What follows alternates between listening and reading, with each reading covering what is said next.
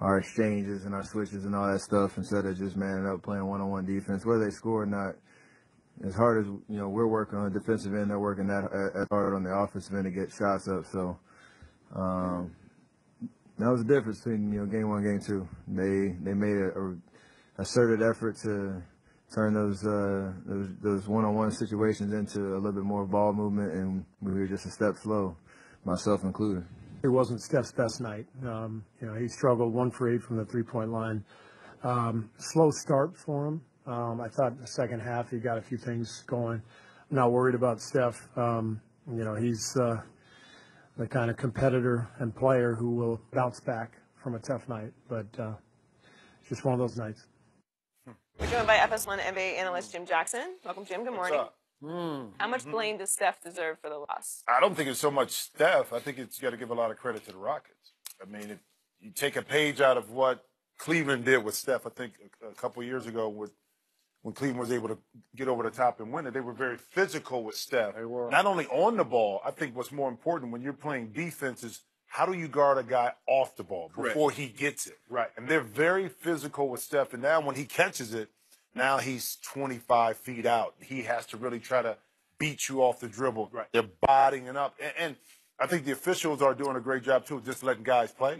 So I don't think it's so much Steph not being Steph in regards to his play. Now, he's struggling with his shot, of course, not able to get a lot of separation, but it's what Houston is doing to Steph to frustrate him a little bit more and being more physical. So that's what I think. But Skip, he's always been a defensive liability. Oh, That's yeah. not what he's not an on-the-ball defender. He's not a Chris Paul. He's not a Patrick Beverly type point guard. So what they do, they play great help team defense. And as he mentioned, he says some of our rotations were slower. We got a little careless and all that.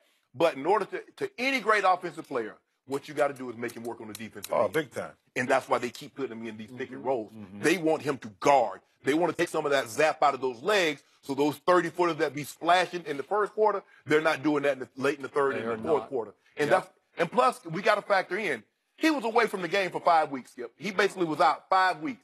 He missed the first round, and then he comes back. So basically, he's trying to get a rhythm. He's a rhythm shooter, and the good thing for Houston, he doesn't have that rhythm yet. You just hope he better not get it in the games 3 and 4. Because it'll be over and you'll be going back home 3-1.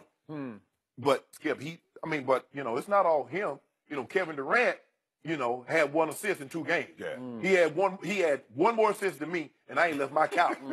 So it is his job. It's also his job as the best player on that team to get Steph going and, to help out. Get some of those rebounds, too, because Draymond can't get all the rebounds. You're on your defensive point. You know what's different, though?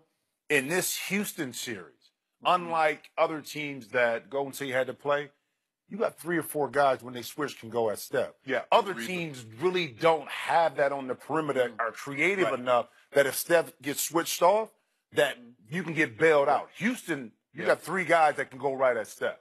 So before I answer, because you take another shot at Kevin Durant, I'm going to take a return shot because if you want to talk defensive liability, let's talk LeBron James. He's the biggest defensive liability in the whole playoffs, bar none. He's plummeted to 74th in defensive win shares. It's by far the worst of his career.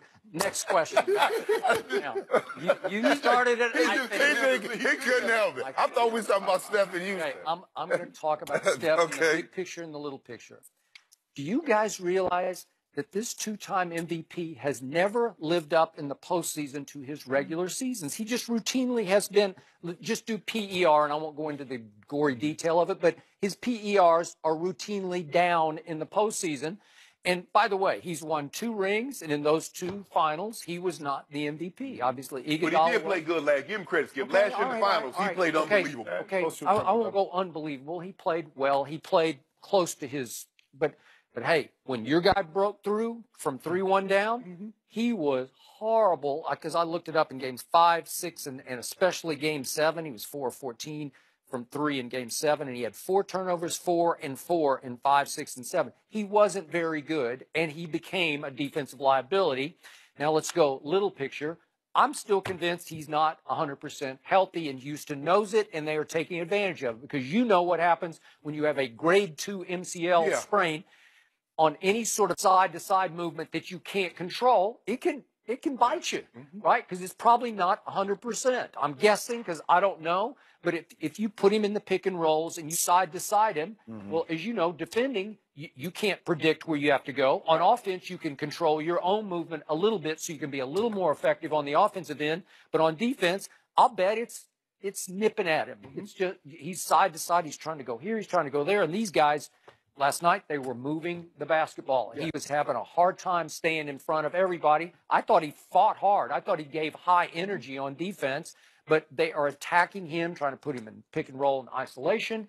And I'm just convinced he does. It's looking like 2016 all over again when he missed 6 of the first 8 games with, I think it's the very same injury.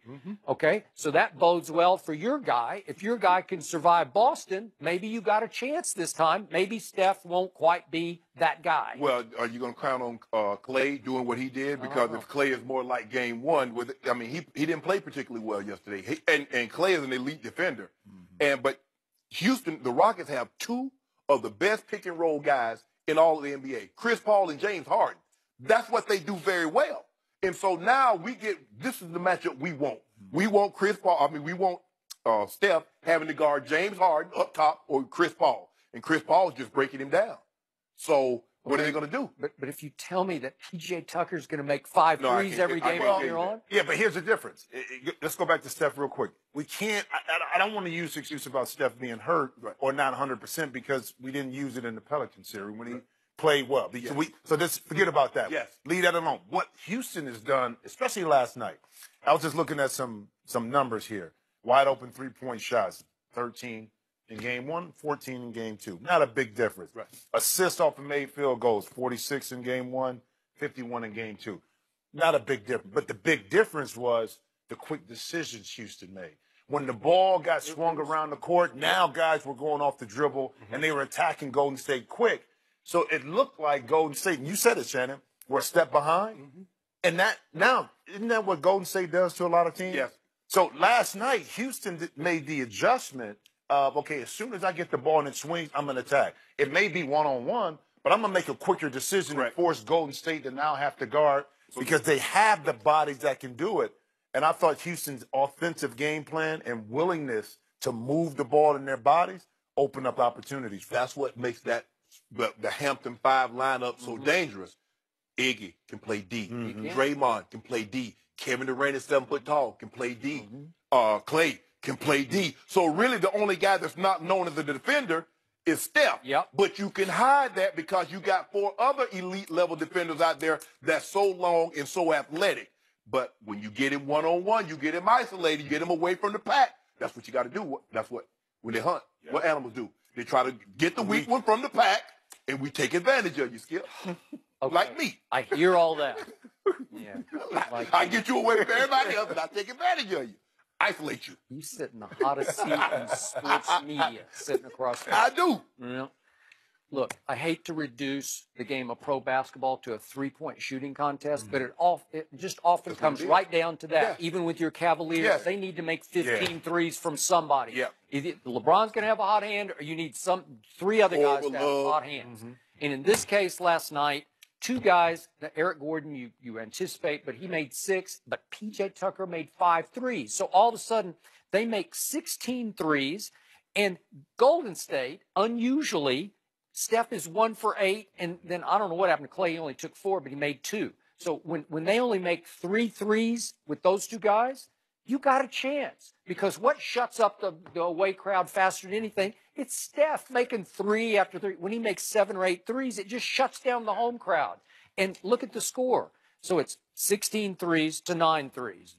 Okay, so that's 7 times 3. That's 21 points, and that's just about exactly the difference in the score, right? Yeah. So I know when my Spurs are playing Golden State, I just hope and pray that Steph and Clay are going to go cold for no apparent reason. Yeah. You can get hands in their face or not, but if they don't make threes, you got a shot. Got a shot. All right? And they had a shot, and they took their shot, and they made their threes last night. And if your Cavaliers make a bunch of threes against Boston, you'll be just fine in games 3 and 4. So moving forward, do you believe P.J. Tucker, Ariza, and Gordon will be 12 of 18? Yeah, especially on the road. Yeah. Especially on the road. Especially P.J. Yeah. Tucker. Yeah. That was all-time career Now, night. he is good in the short porches. Now, in the corners, he's very good. He loves to spot up in those corners. So if you tell me they're going to be somewhere around this, we might have a series that can get to 7 games. But if not, I just don't believe Steph Curry will continue to struggle with his shot like he's Look for a couple good games for Steph at home. Does anybody sitting at this table believe that Houston can win a single game at Golden State? A single game? I'm a no. I say they win game. I can say that if they want to win game 4. Game 4 will be the game. Well, you're going to bet on it? Don't fall in the trap, Shannon. Yep. Yeah? We're going to put something on it? Put something on it. Give me some of that hen dog. Give me Really simple, that little hen dog. Got it. Got it. You got hen dog? He got hen Yeah, dog. because he has plenty of That's what I'm spare. saying. It's free. It's He's playing with house free money. and not one He's bottle playing is with house open. money. I'm Exactly. going to have more. Do I get a non-alcoholic beverage on this? No. No? We got Sprite coming up on our bet. Really? Yeah.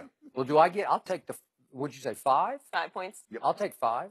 You going to give me 5 in Yeah, game 4? I'll give you 5. In game 4. Okay.